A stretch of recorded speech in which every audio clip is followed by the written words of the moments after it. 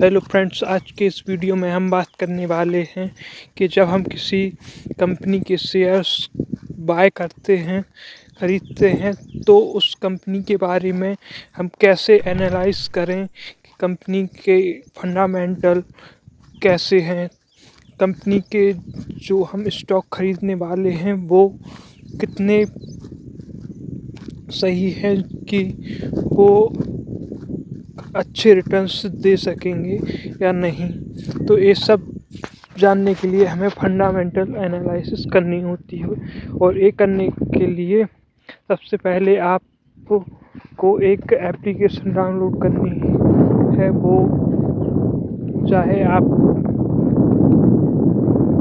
Trading view, चाहे टिकरटैप या screener जैसे किसी भी ऐप्स को आप डाउनलोड कर सकते हैं। ऐप डाउनलोड करने के बाद आपको कंपनी, जो भी आप कंपनी देखना चाहते हैं उस कंपनी का आपको नाम सर्च करना है। इसके बाद आपको कुछ इस तरीके से देखने को मिलेगा।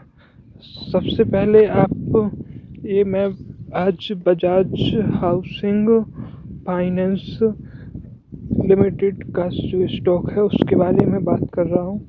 तो सबसे पहले हम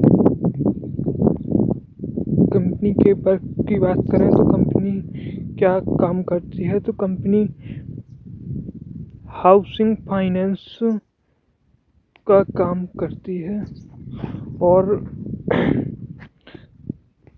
कंपनी का जो अभी स्टॉक प्राइस चल रहा है वो 164 है, जो कि अभी आज की डेट में 2.25% इंक्रीज हुआ है।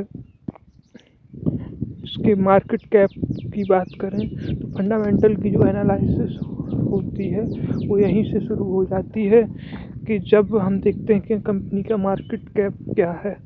कंपनी का मार्केट कैप लार्ज है। लार्ज क्यों है? क्योंकि ये 1,36,357 करोड़ का मार्केट कैप है। इसके बाद हम बात करें प्राइस की, तो करंट प्राइस 164 है, और जो इसका ये हाई एंड लो दिख रहा है ये होता है 52 वीक का ये हाई, और ये 52 वीक का लो सबसे कम हो गया है। तो हाई और लो में कब हमारा एंट्री पॉइंट होता है इसके बारे में भी हम आगे बात करेंगे, लेकिन उससे पहले और क्या क्या हमें देखना होता है वो देखते हैं। सबसे पहले आप स्टॉक का P ratio, price to earning ratio भी इसे बोलते हैं, ये होता है पी रेशियो। ये आपने सुना होगा कि जितना कम होता है उतना सही होता है। एक 0 से 15 तक बहुत अच्छा माना जाता है, और पी रेशियो होता है पर शेयर अर्निंग।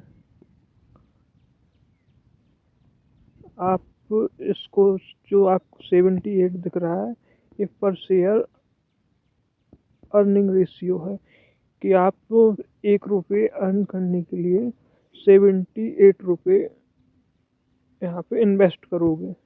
ये होता है पी रेशियो। डिविडेंड की बात करें तो इसमें डिविडेंड 0 है।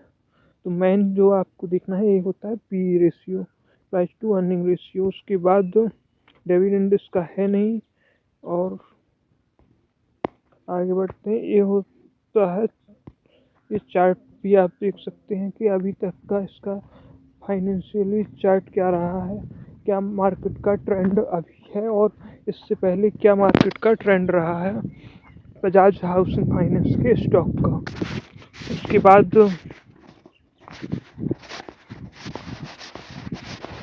अब बात करते हैं पीयर कंपैरिजन की। तो इसमें आपको जो और भी कंपनियां दिख रही हैं इनके साथ कंपेयर करना होता है कि जो आप कंपनी में इन्वेस्ट करने वाले हैं तो उस कंपनी के जो कॉम्पिटिटर्स हैं उनका कौन सा अभी उनमें सही है। इसको चेक करने के बाद ये यहाँ पे दिख रहा होगा आपको कि प्रॉफिट, ये क्वार्टरली प्रॉफिट्स दिखा रहा है।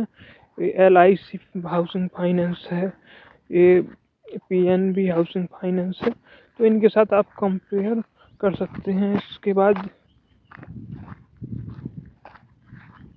बात करें रेवेन्यू की, तो रेवेन्यू का जो ट्रेंड है वो किस साइड जा रहा है ये भी जानना बहुत ज़रूरी होता है कि आप जिस कंपनी में इन्वेस्ट करने वाले वो रेवेन्यू भी अर्न कर रही है या नहीं कर रही है। उसके नेगेटिव तो कहीं रिजल्ट्स नहीं आ रहे हैं जो क्वार्टरली रिजल्ट्स आते हैं। तो सबसे पहले आपको रेवेन्यू चेक करना है, जो कि इसका अभी रेवेन्यू अच्छा है।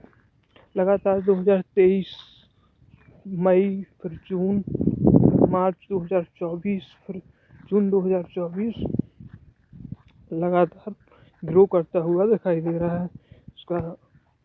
अब इसके बाद तो अदर इनकम इसकी कोई नहीं है। और अब बात करते हैं इसका नेट जो प्रॉफिट है वो इंक्रीज हो रहा है या नहीं। तो ये भी आपको इंक्रीज होता हुआ दिख रहा होगा। पहले 4053 करोड़ था, फिर 710 करोड़, फिर 1200, 1700 लगातार इंक्रीज होता हुआ दिखाई दे रहा होगा। इसके बाद कंपनी की इक्विटी पे बात करते हैं और लायबिलिटीज़ क्या है। कंपनी पर अभी कर्जा कितना है। कंपनी का कर्जा आपको बढ़ता हुआ दिखाई दे रहा होगा। इस तरीके से टोटल जो है वो 81,827 आपको दिख रहा होगा टोटल जो इस पे लायबिलिटीज़ हैं। और इसके कंपैरिजन में एसेट्स कितने हैं, तो एसेट्स भी बराबर ही चल रहे हैं। तो ये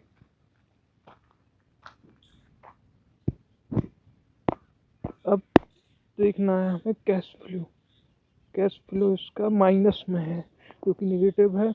और यहाँ पर 313 था, फिर इसके बाद अभी जो अभी क्वार्टरली चेंजेस हुए हैं वो 30 है 30। अब जो मोस्ट इम्पोर्टेंट रहता है वो है होल्डिंग्स, किसकी कितनी होल्डिंग्स है इसमें सबसे पॉजिटिव अगर कुछ दिखा है तो वो है इसमें होल्डिंग्स। क्योंकि यहाँ पर आप देख पा रहे होंगे जो प्रमोटर्स की होल्डिंग है वो 88% है। एक ग्रीन साइन है इन्वेस्टर्स के लिए, क्योंकि इसमें मोस्ट ऑफ द इन्वेस्टमेंट है वो प्रमोटर्स की है। उसके बाद DIIS, FIS और फिर पब्लिक केवल 6% में है। इसलिए ये बहुत अच्छा साइन है। इसके साथ और भी कंपनी के आप टेक्निकल एनालिसिस कर सकते हैं। ये अभी हमने जो एनालाइज किया ये फंडामेंटल एनालाइज था। अगर वीडियो अच्छी लगी तो चैनल को सब्सक्राइब करें।